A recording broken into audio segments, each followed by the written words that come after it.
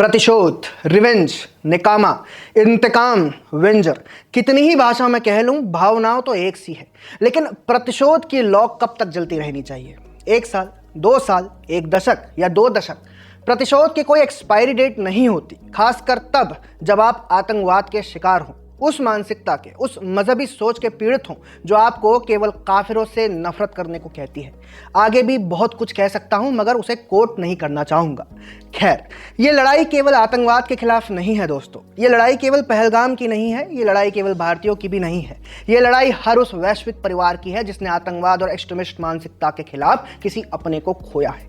भारत ने न केवल प्रतिशोध लिया, बल्कि एक तरह से 2002 में वॉल स्ट्रीट जर्नल के South Asia chief American Jewish पत्रकार डैनियल पर्ल की निर्मम हत्या का बदला भी लिया है। किस्सा क्या था वह विस्तार से बताता हूं। आपको IC-814 की हाईजैकिंग तो याद ही होगी। 1999 में मसूद अजहर के छोटे भाई रऊफ अजहर द्वारा मास्टरमाइंड की गई इस प्लेन हाईजैकिंग का मकसद एक ही था, मसूद अजहर और अलकायदा ऑपरेटिव ओमर सईद शेख को भारत से रिहा करवाना, जिसके लिए उन्होंने IC-814 के यात्रियों को हॉस्टेज रखा था।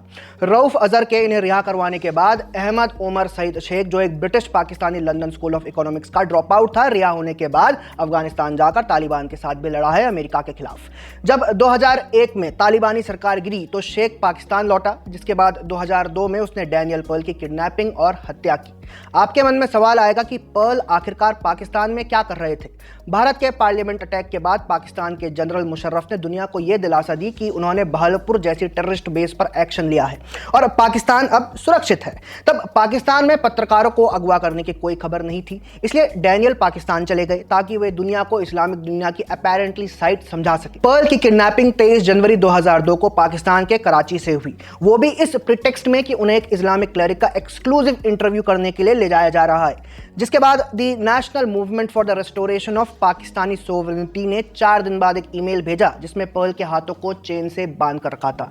जैश ए मोहम्मद के इस आउटफिट का एक इंपॉर्टेंट लीडर था ओमर सईद शेख, जिसका पर्ल की किडनैपिंग में सीधा इन्वॉल्वमेंट था। पर्ल को करीब 7 दिनों तक कैद करके रखा गया और रिहाई के बदले में अमेरिका के क्यूबा जेल से कुछ कैदियों की रिहाई की मांग की गई। लेकिन 7 दिनों बाद एक और वीडियो आया जो दिल दहलाने वाला था। अल-कायदा के इस ऑपरेटिव ने कैमरा के सामने पर्ल से अमेरिका की फॉरेन पॉलिसी की बुराई करवाई, खुद की यहूदी होने की पहचान करवाई और उसका सर धड़ से अलग कर दिया। रूह कपा देने वाले इस वीडियो में एक बात तो साफ थी, पर्ल को ज्यूइश यानी यहूदी होने के लिए मारा गया था। Daniel Pearl. I'm a Jewish American. My father's Jewish.